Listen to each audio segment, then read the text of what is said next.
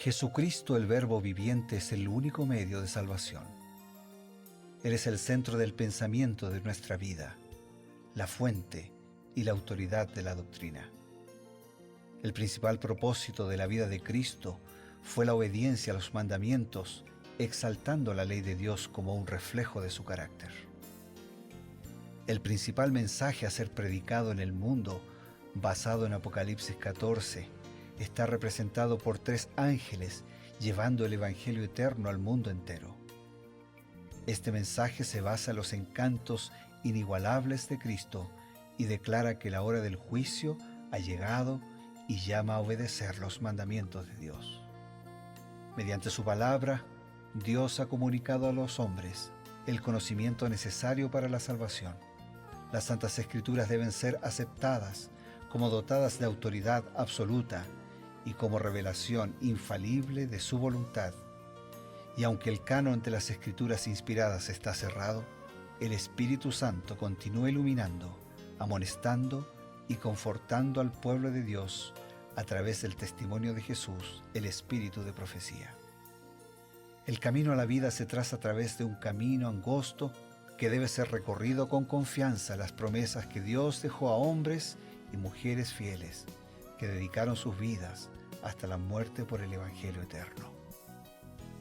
Los fundadores de la Iglesia soñaron con el día en que la revelación sería una realidad en sus vidas. Miraron con los ojos de la fe a aquel día glorioso cuando finalmente la promesa sería cumplida en la venida magistral de Jesucristo a esta tierra para recompensar a cada uno según sea su obra.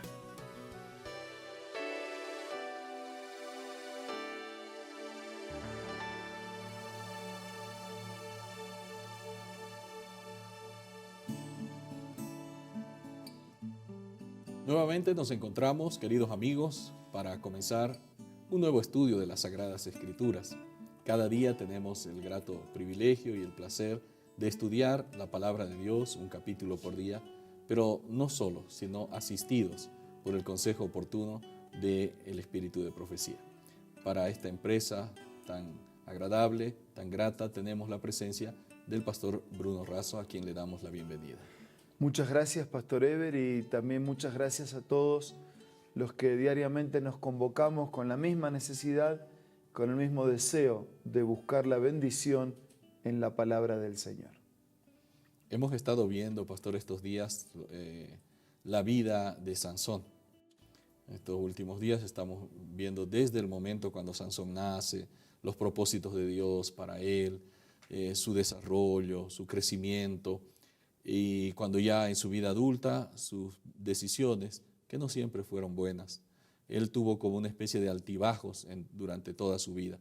Y al llegar ya a la parte final de la narración sobre la vida de Sansón, encontramos que él estaba con un comportamiento muy errático, ¿no? Él se había relacionado con varias mujeres que no eran de su pueblo y ahora conoció a una mujer, primero conoce a una mujer prostituta en este capítulo 16 y luego llega a conocer a otra mujer, una mujer que nosotros conocemos porque es muy conocida, es una de las mujeres más mencionadas porque es la famosa Dalila, aquella que llega a enamorar a Sansón, Sansón se enamora de ella y ella lo traiciona. Sansón se relaciona con sus propios enemigos durante toda su vida y fue cada vez más en decadencia. ¿Cómo fue aprovechado por Satanás este errático proceder de Sansón?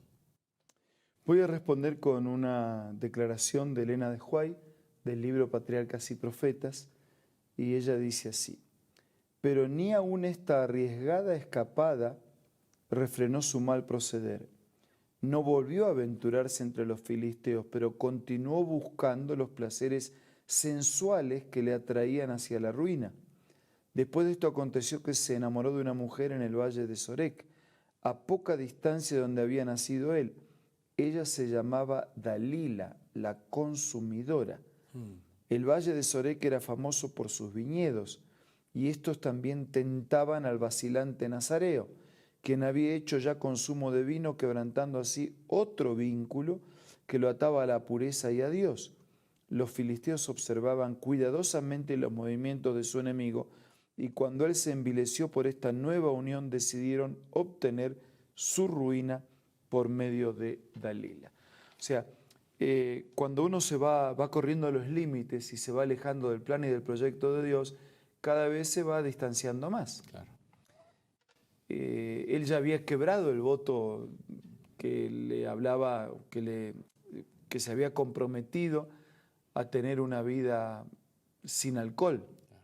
Pero él ya ahora había quebrantado más, estaba en esa zona de viñedos especiales, ¿no? Y de vino especial.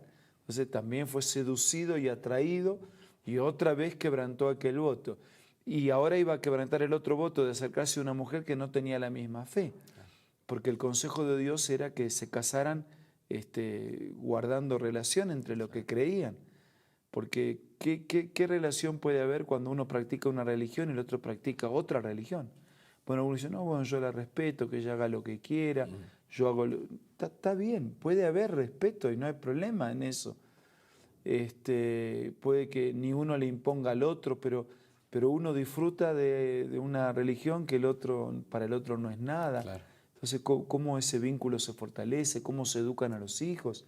De una manera en la que uno cree, el otro no cree. Uno enseña una cosa que cree, el otro enseña lo que distinto, diferente, contrario. Entonces el consejo de Dios era que no se unieran en yugo desigual con incrédulos. Claro. Pero Él también iba a quebrantar eso. Y bueno, cuando nosotros sembramos de espaldas a Dios, cosechamos los resultados. Y eso le pasó a Sansón. Interesante que la cita que nos mencionó dice que los filisteos observaban cuidadosamente los movimientos de su enemigo y ellos miraron el tipo de persona con el que se había unido y dijeron, parece que vamos a obtener ventaja, una ventaja muy buena por intermedio de esta mujer. Claro, porque ellos sabían que ellos con Dios no iban a poder. Claro. Pero si lograban debilitar al que dependía y confiaba de Dios, iban a alcanzar su propósito. Y cuando percibieron que él corría los límites en esa conducta, dijeron, es por acá que vamos a entrarle. Sí, es verdad. Y lastimosamente, bueno, el capítulo, debido a la concisión de las Sagradas Escrituras, nos va resumiendo qué fue lo que aconteció. Finalmente, Dalila logra engañar, le saca el secreto de su fuerza, que en realidad era un símbolo, no es que la fuerza radicaba en su cabello, pero era un símbolo de su fidelidad, de su voto a Dios.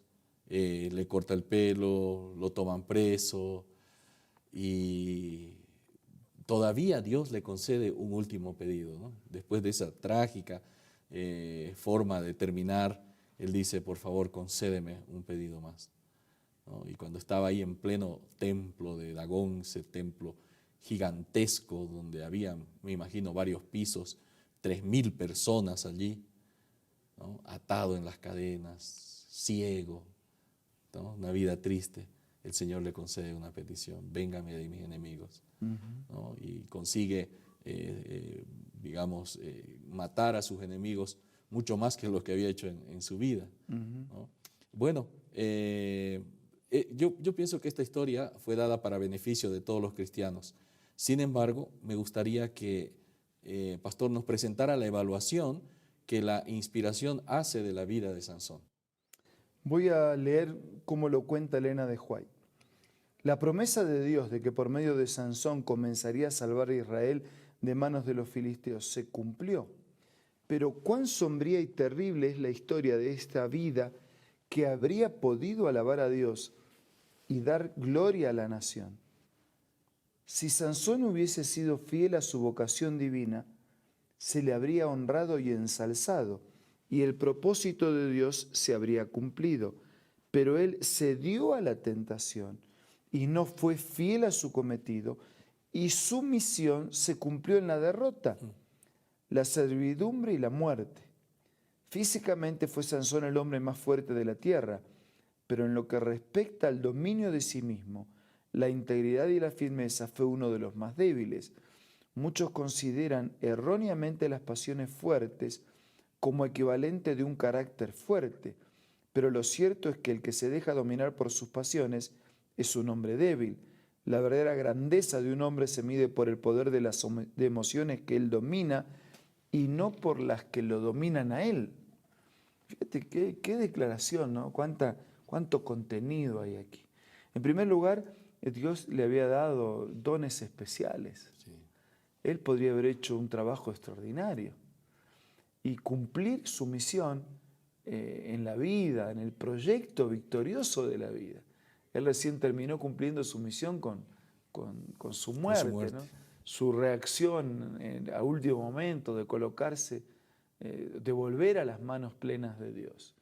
Entonces, Sansón es un fuerte llamado de atención, que el hombre más fuerte es aquel que termina dominando impulsos y pasiones y que en el ejercicio del dominio propio edifica un carácter verdaderamente fuerte. Hoy en día este hombre es más hombre porque por sus aventuras, por su infidelidad, claro.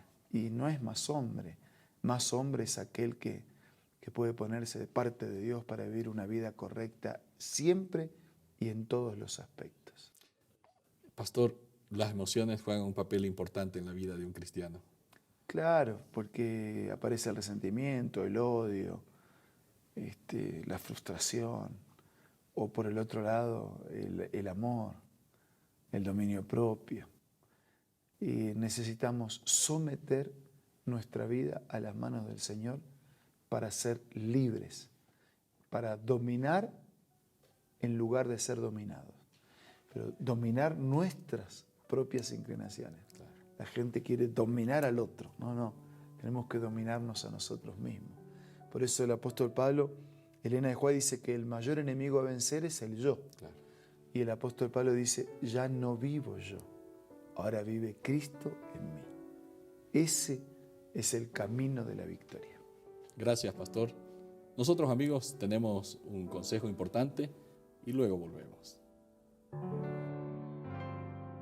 Hola, seguimos descubriendo más consejos interesantes. Mira el que encontré el día de hoy.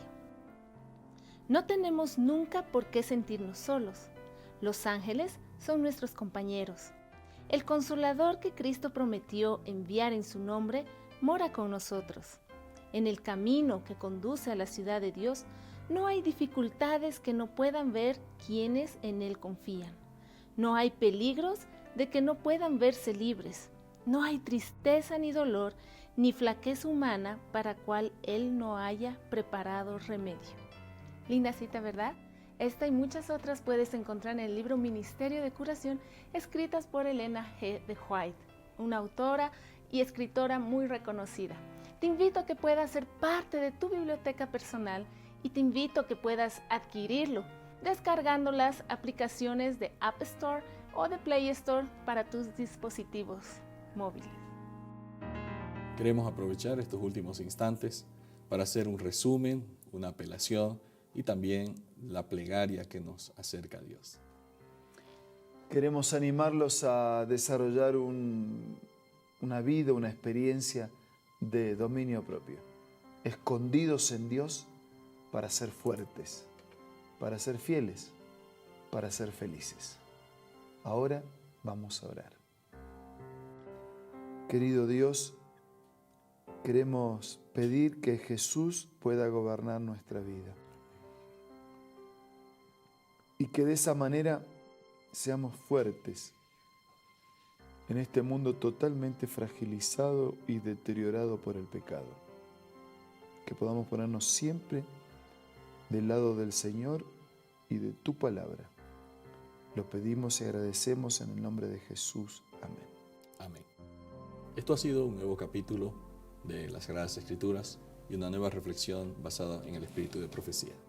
Nos reencontramos el día de mañana en Creed en sus profetas. Hasta entonces.